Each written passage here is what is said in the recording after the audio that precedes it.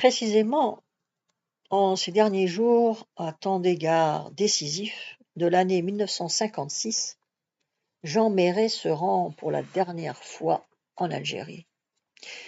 Il y séjourne du 15 au 18 décembre, dans des conditions d'ailleurs difficiles, puisqu'il fut constamment filé, tant par ses propres services que par ceux de Robert Lacoste et ceux de la préfecture d'Alger. Jean Marais ne s'embarrasse plus, cette fois, dans le rapport qu'il remet au gouvernement le 2 janvier 1957 de considérations techniques. Il n'attend plus le salut d'une simple réforme de la police. C'est à la thèse officielle qu'il s'en prend, thèse qu'il résume ainsi. Les objectifs militaires essentiels sont atteints, mais, de ce fait, le terrorisme, plus difficile à contenir, s'est rabattu sur les villes, sans prendre un caractère d'exceptionnelle gravité.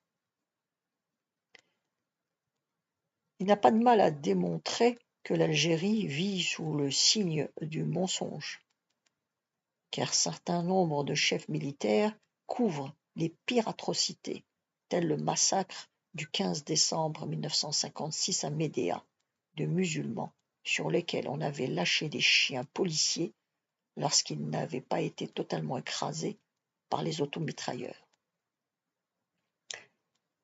Et de conclure. À ceux, s'il en demeure encore, qui se bernent de l'illusion de la seule solution du problème algérien par la force, de l'armée et de la police conjuguées, je réponds que c'est là une dangereuse chimère, parce que désormais irréalisable.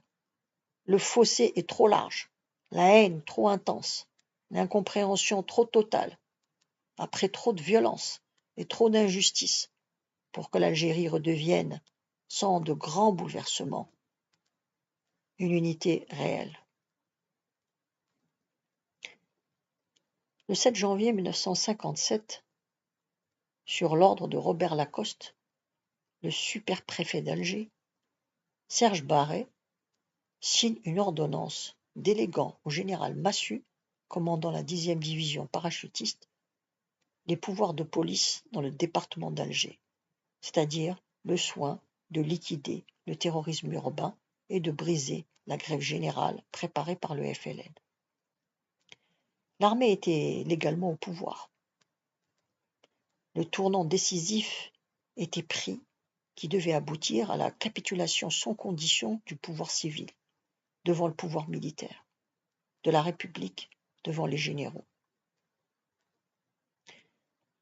Ce n'est pas notre propos de raconter ici la bataille d'Alger, c'est-à-dire l'action menée par la 10e division parachutiste qui s'acheva le 8 octobre 1957 lorsque Ali Lapointe, dernier chef terroriste encore en liberté, sauta dans sa cachette de la Casbah avec ses derniers explosifs. Les grandes lignes des faits sont désormais bien connues. La bataille d'Alger fut menée avec l'aide systématique de la torture. Le général Massu a pris fermement position pour l'emploi de ces méthodes, appuyé d'ailleurs dans sa foi catholique par le RP de la rue, aumônier de la 10e DP. Dans une note rédigée, semble-t-il, par celui-ci en collaboration avec le colonel Trinquier, la torture est comparée successivement à la fessée qu'inflige à un enfant récalcitrant le père de famille et à l'intervention douloureuse mais nécessaire d'un chirurgien. Dans une autre note, qui fut publiée par le Journal des étudiants d'Alger, le RP de la rue écrivait « Entre deux mots, faire souffrir pour un temps un bandit pris sur le fait, qui du reste mérite la mort, et de l'autre côté laisser massacrer des innocents que l'on pourrait sauver si l'on pouvait, grâce aux révélations de ce criminel, anéantir la bande, il faut sans hésiter choisir le moindre. Un interrogatoire efficace, sans sadisme. »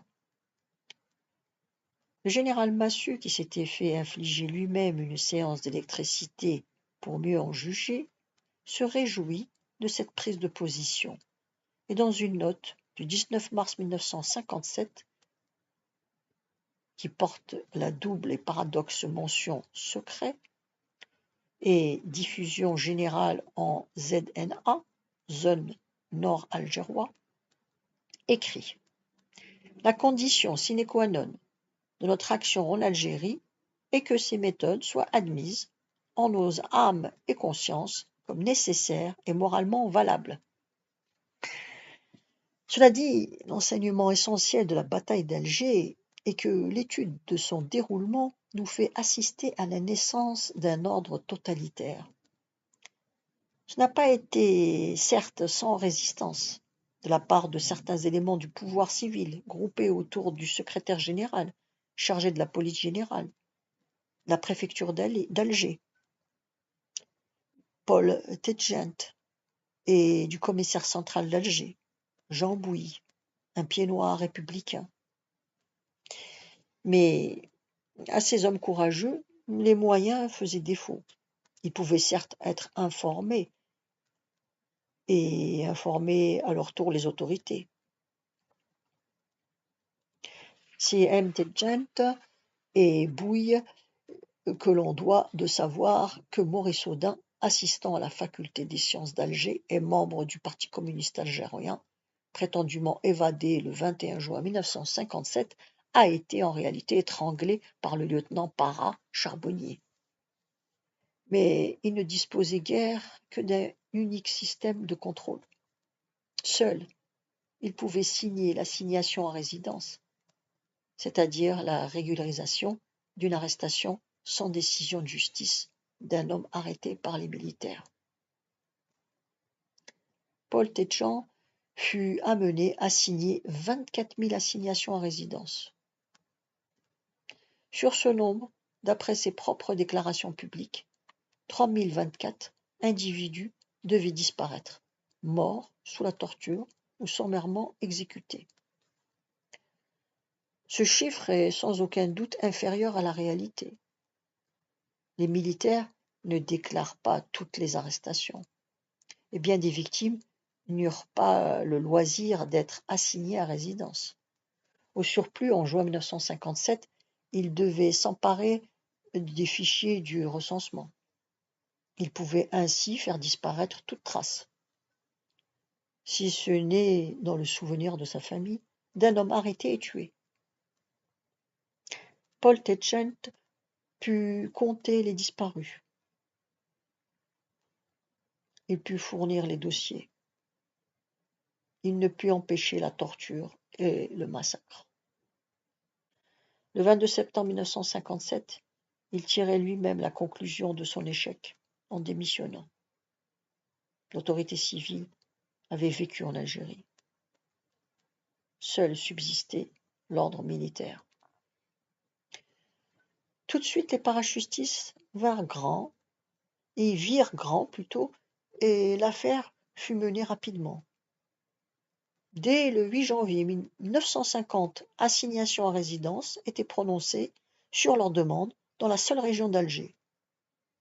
Le 4 février, dans une note à Robert Lacoste, le général Salan, commandant en chef, put écrire « D'après les prévisions actuelles, on peut s'attendre à recevoir un volume de 20 000 personnes avant le milieu du mois de mars. » Le 23 juillet, parlant de la zone d'Alger, le général Massu écrit à son supérieur hiérarchique immédiat, le général Allard. « À mon avis, la seule solution consiste en la création d'un camp de 10 000 places au minimum, entraînant la suppression de 3 ou 4 petits camps. L'économie des effectifs nécessaires à la garde compenserait de loin le coût d'opération. L'emplacement de ce camp pourrait être recherché dans une île. » En attendant la réalisation de ces projets, la division d'Alger ouvre son camp de concentration. Paul Cazel, le 6 février 1957, et en confie la garde aux parachutistes de la Légion étrangère, les Bérets verts. Le désordre est tel, le fait fut officiellement constaté, que bien des présents ne figurent pas sur les listes, que bien des absents évadés ou victimes de la corvée de bois, exécution sommaire, y sont portés. En cas d'incident, entre parenthèses, dans un transfert, les victimes sont remplacées au hasard. Les mauvais traitements y sont si notoires que c'est une unité militaire d'Orléansville qui a diffusé le plus terrible acte d'accusation dirigé par une victime contre son camp. À Alger même, la ville est divisée en 8 sous-secteurs. Chacun a son propre centre de tri, entre parenthèses, équipé d'une salle de torture. La villa Cécini, domaine du 1er régiment étranger de parachutistes, et un de ses centres, l'immeuble d'El Billard, où fut torturé Henri Alleg et assassiné Maurice Audin, en est un autre. 2 centres de tri majeurs, seuls connus officiellement de l'administration civile, Beni Messous et Ben Aknoun, coiffent le tout. Cette organisation ne doit pas faire illusion. La hiérarchie reste fictive. En fait, les colonels commandants, les sous-secteurs, ne sont guère que des administrateurs qui prêtent leurs locaux. Le colonel commandant la caserne de Fort-l'Empereur pouvait ainsi écrire à la femme d'un disparu qui avait été torturé dans les locaux de ce sous-secteur. Bien que commandant la caserne de Fort-l'Empereur, je n'ai aucune indication sur la destination des personnes qui ont été séjournées. Je n'ai eu aucune responsabilité dans la répression. Mes locaux étaient simplement mis à la disposition des responsables du maintien de l'ordre. C'est à Fort-l'Empereur que Maurice Audin, tué par le lieutenant Charbonnier, devait être secrètement inhumé. Le véritable travail de répression ne se fait pas en effet au niveau des sous-secteurs, mais à l'échelon du secteur Alger-Sahel, dirigé depuis le 10 juin 1957 par le colonel Godard, véritable maître d'Alger. Un brain trust, l'expression est du général Massu. Placé sous l'autorité du lieutenant-colonel Trinquier, chef du service Action Renseignement, centralise les informations et prend les décisions importantes. Trinquier s'affirmera par la suite comme un véritable spécialiste de la répression et de la torture, dont il fera la théorie dans son livre La guerre moderne. Il a sous ses ordres une équipe d'officiers de renseignement qui sont répartis à l'intérieur des différents sous-secteurs. Ceux-ci sont les maîtres et constituent une organisation parfaitement clandestine. À la tête de ce qu'il faut bien appeler une équipe de tueurs professionnels, le commandant Ozares, ancien d'Indochine, ancien du SDECE, dispose de 11 sous-officiers, tous également anciens d'Indochine, et qui sont chargés des exécutions les plus secrètes. Le nom du commandant Ozares ne figurera guère que dans un seul dossier publié, celui de l'affaire Audin.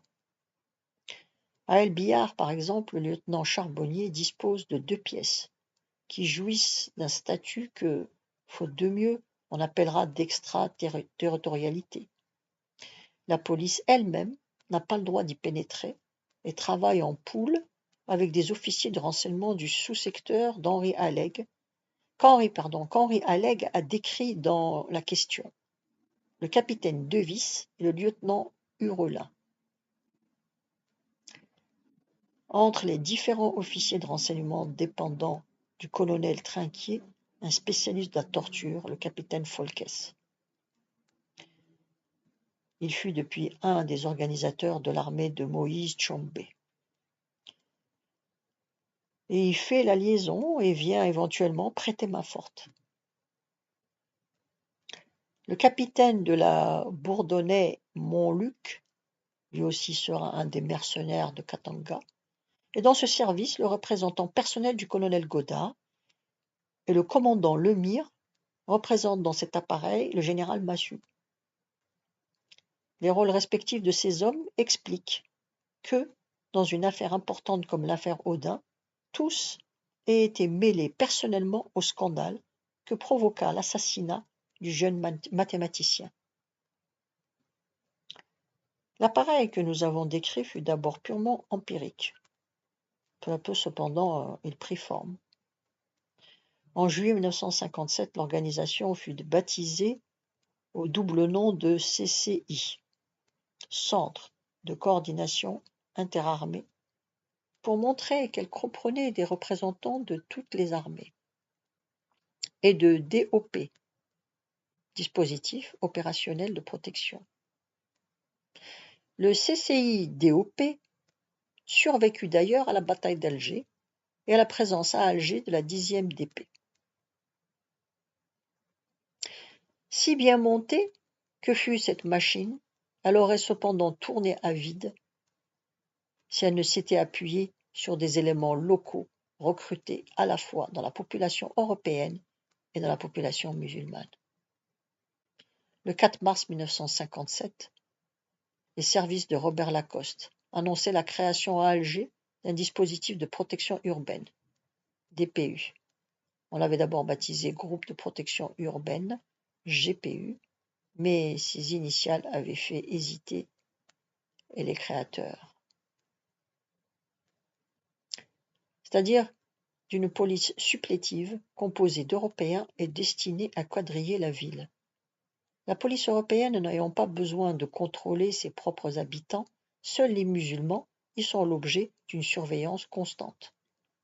Ainsi était satisfaite une des plus vieilles revendications des ultras.